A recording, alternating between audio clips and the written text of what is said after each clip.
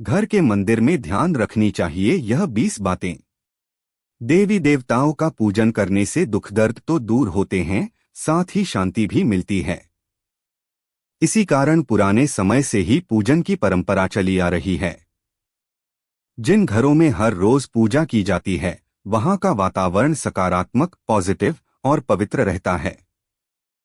दरिद्रता दूर रहती है। दीपक और अगरबत्ती के धुएं से स्वास्थ्य को नुकसान पहुंचाने वाले सूक्ष्म कीटाणु भी मर जाते हैं।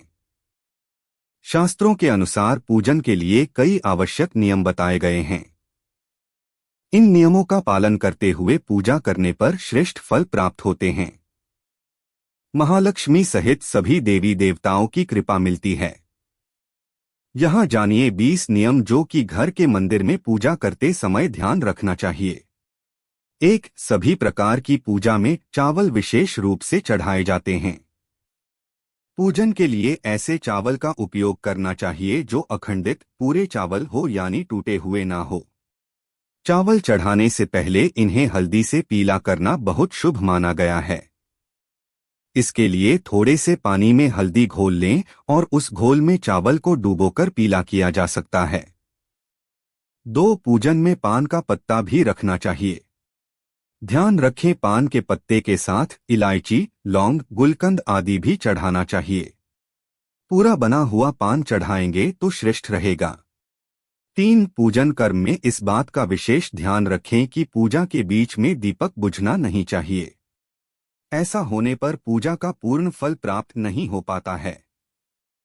4. किसी भी भगवान के पूजन में उनका आवाहन, आमंत्रित करना, ध्यान करना, आसन देना, स्नान करवाना, धूप दीप जलाना, अक्षत, चावल, कुमकुम, चंदन, पुष्प, फूल, प्रसाद आदि अनिवार्य रूप से होना चाहिए।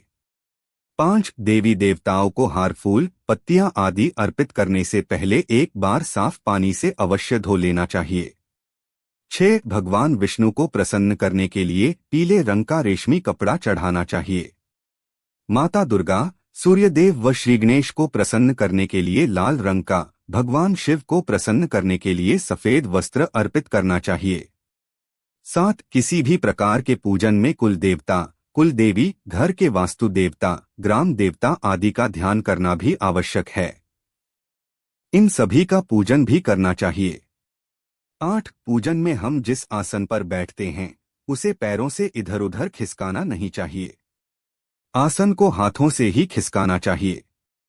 9. यदि आप प्रतिदिन घी का एक दीपक भी घर में जलाएंगे तो घर के कई वास्तु दोष भी दूर हो जाएंगे। 10. सूर्य, गणेश, दुर्गा, शिव और विष्णु ये पंचदेव कहलाते हैं। इनकी पूजा सभी कार्यों में अनिवार्य रूप से की जानी चाहिए। प्रतिदिन पूजन करते समय इन पंचदेव का ध्यान करना चाहिए।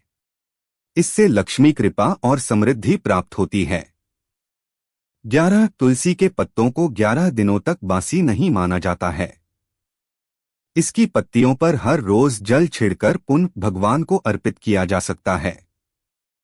12. दीपक हमेशा भगवान की प्रतिमा के ठीक सामने लगाना चाहिए। कभी कभी भगवान की प्रतिमा के सामने दीपक न लगाकर इधर उधर लगा दिया जाता है, जबकि यह सही नहीं है।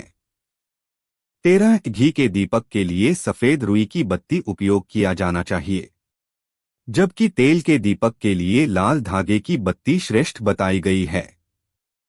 14. पूजन में कभी भी खंडित दीपक नहीं जलाना चाहिए। धार्मिक कार्यों में खंडित सामग्री शुभ नहीं मानी जाती है। 15. शिवजी को बिल्व पत्र अवश्य चढ़ाएं और किसी भी पूजा में मनोकामना की सफलता के लिए अपनी इच्छा के अनुसार भगवान को दक्षिणा अवश्य चढ़ानी चाहिए, दान करना चाहिए। दक्षिणा अर्पित करते समय अपने दोषों को छोड़ने का संकल्प लेना चाहिए। दोषों को जल्दी से जल्दी छोड़ने पर मनोकामनाएं अवश्य पूर्ण होंगी। 16. भगवान सूर्य की 7, श्री गणेश की 3, विष्णुजी की 4 और शिवजी की आधा परिक्रमा करनी चाहिए।